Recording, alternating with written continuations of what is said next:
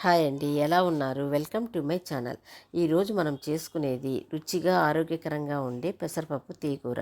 ఇది బాడీలో హీట్ తగ్గిస్తుంది. ఇది పిల్లలకి పెద్దలకి అందరికీ నచ్చుతుంది. ఇది ఎలా తయారు చేయాలో చూద్దాము. కప్పు పెసరపప్పు తీసుకున్నాను. దీన్ని వాష్ చేసుకొని వస్తాను. వచ్చాను కదా. దీంట్లో ఒక పెద్ద టమాటాని ఇట్లా ముక్కలుగా దొరుకున్నాను. పచ్చిమిరపకాయని ఇట్లా పచ్చిమిరపకాయని రెండు చీల్చుకున్నాను. ఒక హాఫ్ ఆనియన్, కొత్తిమీర మొత్తాన్ని దీంట్లో వేసేద్దాము. దీంట్లో కొద్దిగా పసుపు వేసుకుందాము. హాఫ్ స్పూన్ ధనియాల పొడి వేసుకుందాము. దీంట్లోనే 5 పాయలు తెల్లగడ్డ పాయలు వేసుకుందాము. దీంట్లో 2 కప్పులు వాటర్ పోసుకుందాము. కుక్కర్ మూత పెట్టి స్టవ్ మీద పెట్టి 2 విజిల్స్ వచ్చేంత వరకు పెట్టుకుందాము. స్టీమ్ పోయింది, ఓపెన్ చేసి చూద్దాము. చూడండి బాగా ఉడికిపోయింది కదా పప్పు.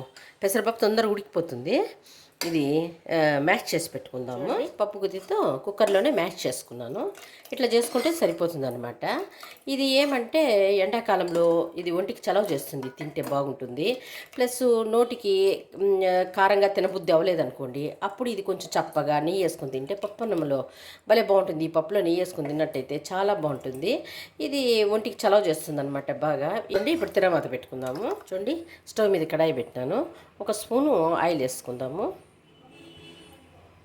ఆయిల్ హీట్ ఎక్కినాక 1 స్పూను ఆవాలు, జీలకర్ర 2 వేసుకుందాము. చూడండి, ఆవాలు చిట్టుపట్లాడేటప్పుడు హాఫ్ ఆనియన్ని ముక్కలుగా దొరుకున్నాను. కరివేపాకు వేసేద్దాము. చూడండి, కొంచెం వేపుకుందాము. ఆనియన్స్ కొంచెం బ్రౌన్గా ఏగనింది, మరీ ఎక్కువ కాదు, లైట్ బ్రౌన్గా. ఈ పెసరపప్పు చాలా మంచిది. ఒకసారైనా తీగూర చూడండి. దీంట్లో కారం ఉండదు, పులుపు ఉండదు, కాబట్టి చాలా బాగుంటుంది అనమాట. ముద్దపప్పు లెవెల్లో ఉంటుంది. నెయ్యి వేసుకొని తింటే చాలా బాగుంటుంది. చూడండి, తెల్లగడ్డ పాయలని ఒక 4 పాయలు తీసుకున్నాను, క్రష్ చేసుకున్నాను. దీన్ని వేసేద్దాము. వేసి వేపుకుందాం. ఇంగు వేసుకుందాము. 1/4 స్పూన్ ఇంగు వేసుకుందాము. చూడండి, ఇట్లా వేగితే సరిపోతుంది. ఇప్పుడు ఈ పప్పుని దీంట్లో పోసేద్దాము.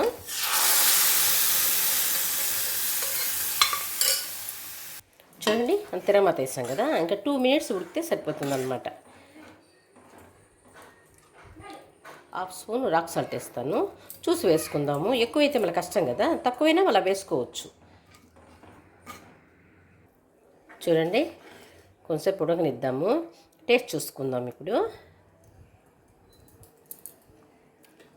కొద్దిగా వేయాలా, వేస్తాను. చూడండి, కొద్దిగా వేస్తాను. ఎక్కువ సాల్ట్ పట్టదనమాట. మనము పులుపు కారము అంతా తక్కువ వేస్తాం కదా, అందుకని ఎక్కువ సాల్ట్ పట్టదు. అసలు చింతపండు వేయకూడదు దీనికి. తీగూర అంటేనే ఇట్లా చేసుకోవాలి.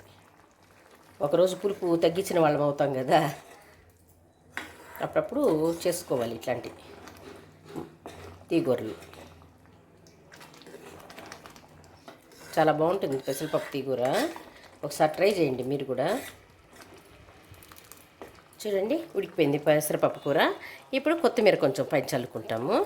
అంతే, పెసరపప్పు తీగూర రెడీ అయిపోయినట్టు. ఒక బౌల్లోకి తీసుకుందాము. వేడి అన్నంలోకి కలిపి నెయ్యి వేసుకొని తింటే ఆ రుచి మర్చిపోలేము. మీరు ఒకసారి తప్పక ట్రై చేయండి. ఈ వీడియో కనుక నచ్చినట్లయితే లైక్ చేయండి, షేర్ చేయండి, సబ్స్క్రైబ్ చేసుకోండి.